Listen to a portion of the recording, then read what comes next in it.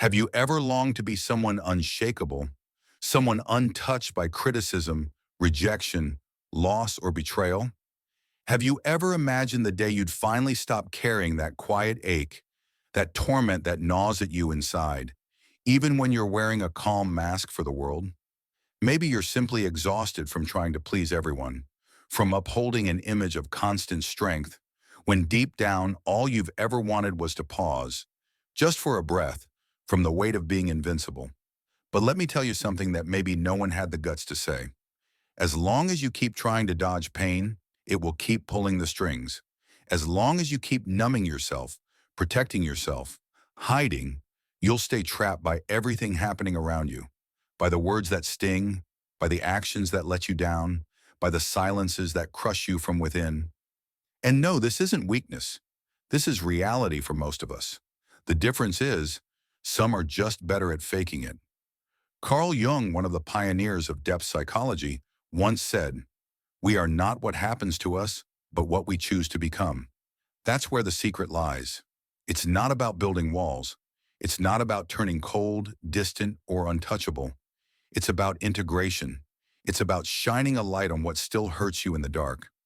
Because real strength isn't about the absence of pain. It's about being deeply aware of who you are, even while you're bleeding. If you're still watching, it's not a coincidence. This video is for you, the one who's tired of suffering in silence, crushed by everything and everyone. It's for you, the one who always feels emotionally outmatched, as if others have some invisible power over you that you can't quite name. I want to show you it doesn't have to stay this way, but for that, you'll need to face some truths that may sting. And maybe for the first time, that sting will set you free. Let's begin. You think the pain comes from the outside, from people's actions, from careless words, from abandonments you endured, from betrayals you never saw coming. But here's the harsh truth. None of that truly has the power to wound you, unless it strikes an open wound already inside. What hurts isn't what they do to you. It's what those moments awaken in you. It's the story you start telling yourself again. It's the old wound that was never truly healed. It's the emptiness you cover with toughness, pride, and that urgent desire to seem like you've got it all together. Jung reminds us that the pain we feel from the outside world is just a mirror of what we haven't yet accepted within. That's why some walk through storms and stay grounded, while others fall apart from a single word. It's never just about what happens. It's about where it hits. And here's a tough pill to swallow.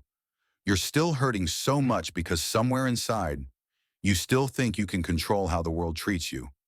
You're still trying to be good enough, smart enough, strong enough, kind enough, as if that could guarantee you won't be hurt. But control is just an illusion. And as long as you cling to it, you'll stay tense, always trying to anticipate what can't be predicted, to avoid what's bound to come. Want to stop suffering? Then stop shielding yourself from it. What you need isn't more control, it's more clarity. As long as you believe others must change so you stop feeling pain, you'll be a prisoner of their behavior. Your freedom starts the moment you realize that anything from the outside only carries power when it echoes inside you.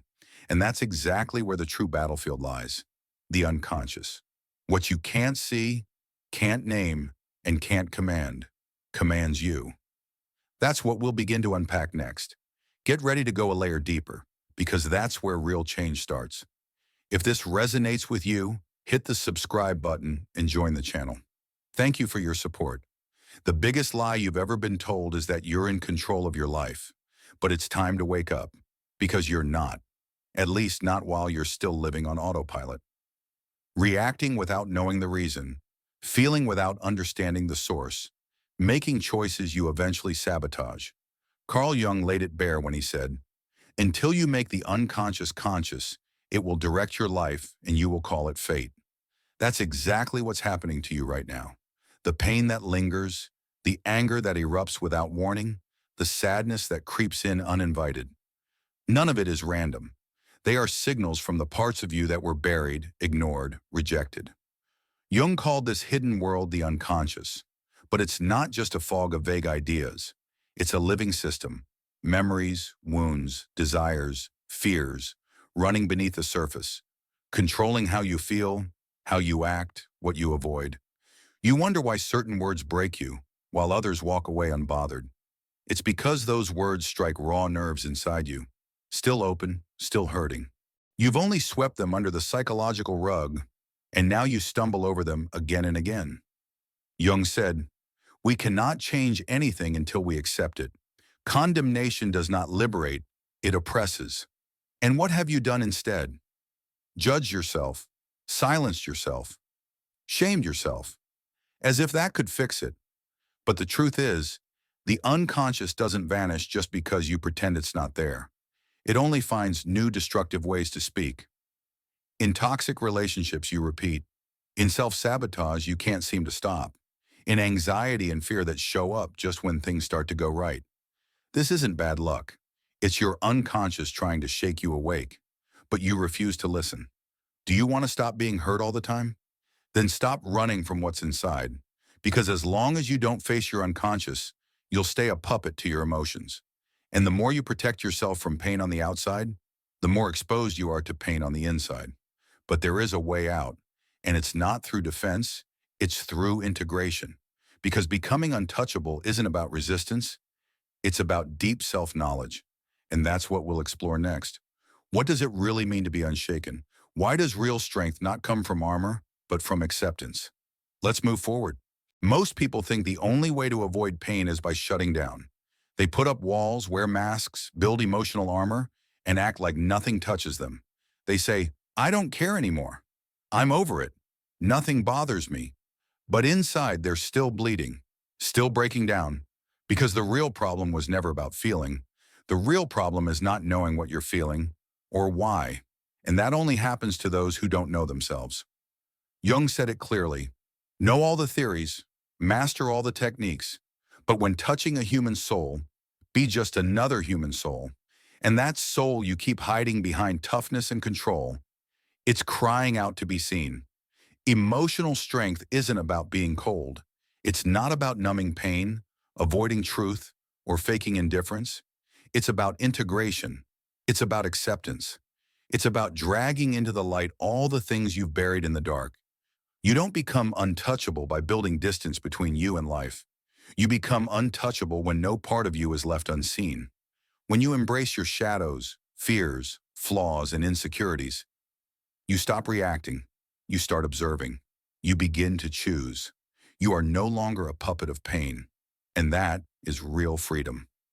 Jung called this individuation, the process of becoming who you truly are, not what people expect, not what you felt you had to be to feel loved, but what rises from within, from the union of light and shadow, from ego meeting the unconscious.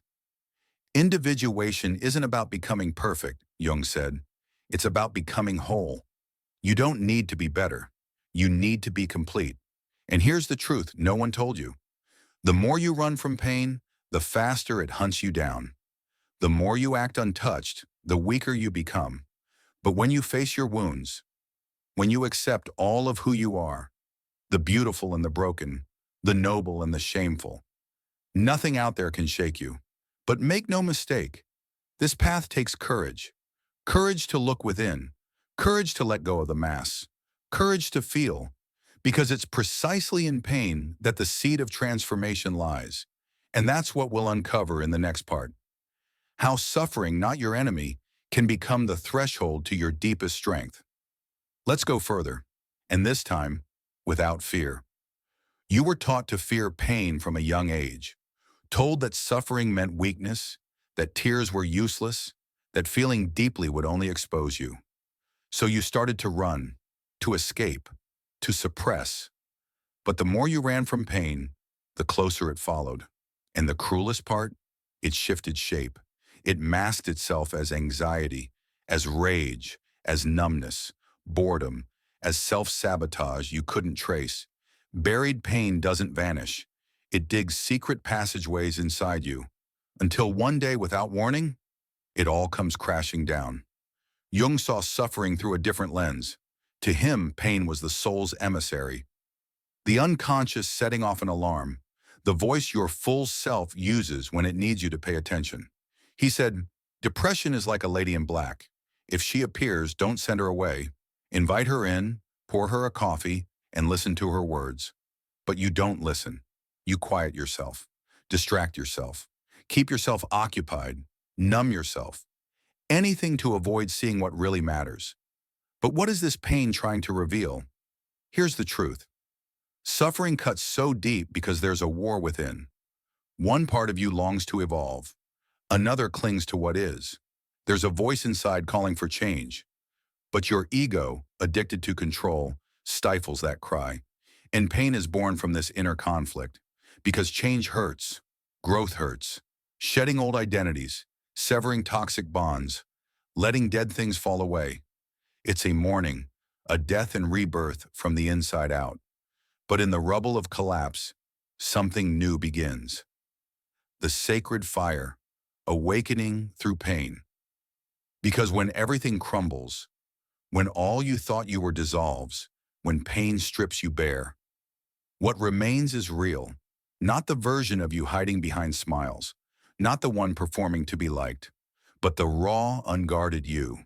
And in that sacred unveiling, suffering alchemizes. No longer the enemy, it becomes the passage, because pain brings you face to face with the only truth that can liberate you, yourself. Jung understood this. To him, suffering wasn't defeat. It was the call, not the end, but the beginning of what really matters, the journey toward wholeness. Most never make it that far. They surrender before they pass through the shadows. They numb, they retreat, they cling to the surface, but not you. If you're still reading, if you've come this far, then you're ready to step in. Let's go deeper. Few dare to start the journey of individuation. Fewer still make it through. Because this path, it offers no ease, no promises. It doesn't shield your ego. It demolishes it. To become your truest self, you must unlearn the self you believed in. And that above all hurts. You begin to see you are not your success. You are not your pain. You are not the persona built to please or impress. That was never you. That was survival. But survival isn't the same as living. And this road, this sacred path of becoming, it demands that you go beyond just making it through. Jung called it the collapse of the persona, the mask we wear to keep things neat, safe, and manageable. But to really live, you must strip that mask away, even when it feels like ripping off your own skin. And in that moment of internal collapse, you begin to ascend. Not because the agony fades, but because it no longer commands you. You've crossed through the flames. You've looked into the eyes of your guilt, your insecurities, your rage, and you said, I acknowledge you, but you no longer hold power over me. That's where true strength is born. Not in resistance, but in understanding. Not in armor, but in integration.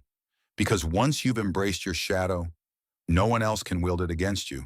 You cease needing to win, cease needing to prove, cease needing to be recognized. You simply exist. And that kind of wholeness, that kind of inner stillness, it's untouchable. But don't be fooled. This depth comes at a price, loneliness. Not because you're alone, but because few are capable of walking this road with you. Most still hide behind masks. Most still fear the depths. But you no longer conceal yourself. You're not distancing with pride. You're evolving. You've outgrown the places you once sought refuge. And that brings us to the final key, consciousness as your only true safeguard. Because it's not strength that shields you, it's awareness. Let's bring it home. Now that you've journeyed this far, there's something you must grasp. No external force can protect you, as long as you remain oblivious to what resides within. The words will still wound, the losses will still hurt, the betrayals will still shake you, until you awaken. And awakening, it's not some grand cosmic event. It's a choice, a practice, a decision you make every single day, to feel, to look within, to fully take responsibility for what resides in you. No more blaming, no more hiding, no more pretending. Jung said, what you resist persists. What you accept transforms. You've spent a lifetime resisting, afraid of inadequacy, terrified of isolation, craving to be seen. So you armored up, played tough, pretended indifference, but it only drained you, exhausted you, pulled you from your essence. Now at last you know, emotional immunity is not forged through hardness. It's built through awareness. You don't need tougher skin. You need deeper insight. Because when you know your triggers, when you recognize your patterns, when you face your wounds with open eyes, no one has the power to break you. You still feel the pain, but you don't drown in it. You still face loss, but you don't lose yourself. And that transforms everything. You've stopped living on the surface. You've started to dive. And down there in the depths, there is stillness. There is truth. There is power. And now you live from that place. So yes, the world may still hurl storms at you, but it can no longer unsteady you because there's no place left to strike. You've embraced it all. And if something within you has stirred, if this moved you, comment below. I choose awareness. Let's create a movement, not of people pretending to be invincible, but of souls brave enough to be real. And don't stop here. The next video continues this journey. You must keep going because transformation doesn't happen in the first step. It happens in the steps you refuse to stop taking. I'll see you there.